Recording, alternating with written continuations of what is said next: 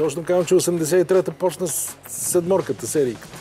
Както казахме друг път, най-големите успехи на някои клубове са свързани с ЦСКА. Важно е, че едно място по-напред. Може да турнира в Кадис, ама важно е да си едно място по-напред. Ако е в един турнир, окей, но то не е в един. Няма така че къде си няма напред? значение. Значи ЦСКА бая е печелил от първи места по такива турнири. Ако погледнем тогава къде е турнира в Кадис и къде е Шампионската лига, значи тук темите приключат генералничко, нали знаеш? Нищо, това не го ти разбира. Ще ти го обясна после. Давай. Решихме да сравняваме ние 1/17 с полуфинал. Лошо няма. Следващия въпрос. И какво? Обиец на гиганти са си, това е. Абсолютно.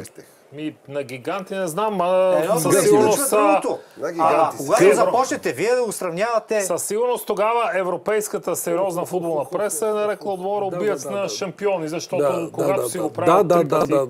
Кое да, бе, Боре, да, кое да?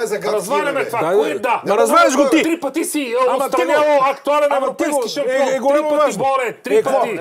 Я ми кажи,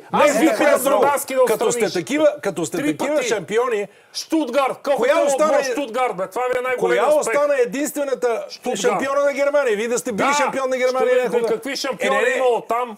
Какви шампиони има? Ами с 4 европейски шампиони вътре бяха Штутгарт. Три пъти си отстрелял актуален европейски шампион и точка. Само да кажа нещо. И продължаваме. Обаче в години... Кой е тази снимка, бе? Аз нямам такава снимка. Добре, значи мога да е някой друг.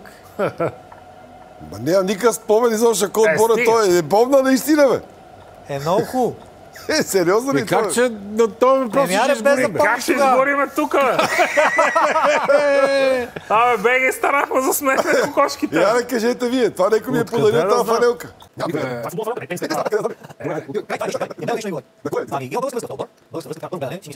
Илия Груев, по едно време и Благо Георгиев, мисля, че Дуйсбург е верният отговор. Груев ли да ми е подарил тази фанелка, бе? Така като гледам... Кой е този футболист? Юрий Джуркаев ли е това, бе? Не.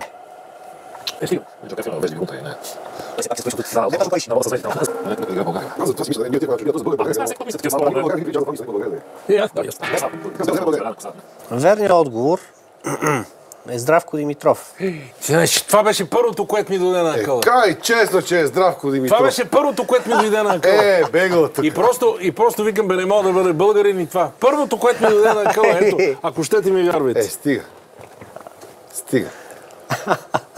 Я дайте пак тази, моля да ви мина. Той е. Първо, ме ми хрумна веднага здрав. С естествената си коса. Айде, тук оглавихме... С друга снимка стана популярна. Кой е този футболист? Това реален човек е кукуква някаква, бе. Сега, това е истински човек. Защо тая снимка... Да не е Руди Фьолер, това, бе. Подиграваш човек. Съответния футболист. Много ми е познато.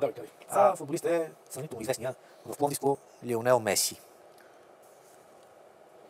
Той от други места е известен, но и там също. Тук ни разстреля. Левскарче. Левскарче. Биш футболист? Да.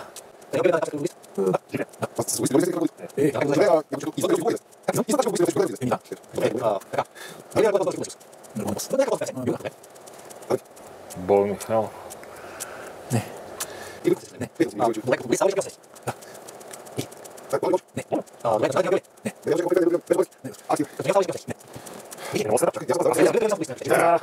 Наско Сираков. Как Наско Сираков? Така. Верно ли ни фана на хляб? Аз без Обаменски обаче и... Той е треньор, той е водил. Какво го питах, че не си? Аз от 20 секунди си го мисля Наско Сираков и не мога да се сета в БФ и всеки какъв е бил. Как? В изпълкома? В изпълкома вече Кой матч е тази снимка? Това е националният стадион. Точно така, това е националният стадион Васил Левски. Тия големи номера са по-скоро на ЦСКА екипи. Това е точно така. Това е ЦСКА Аякс. Не.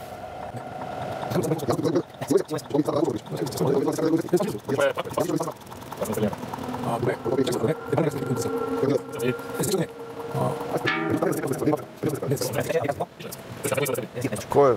Двубой е между ЦСКА и Валенсия. иска да каже Божидар, защото този въпрос аз съм го сътворявал. Така. Точно така. Тази снимка е извадена от твоите такива автори. Това е Play of the Day. Майко мила. Сериозно ли бе, писателю? Една и две ли са? Радвам се, че изпускаме същността на тази загадка. Да обясним на зрителите още веднъж. Това е книга, писана от Ники Алесандров, където фигурира този въпрос. За...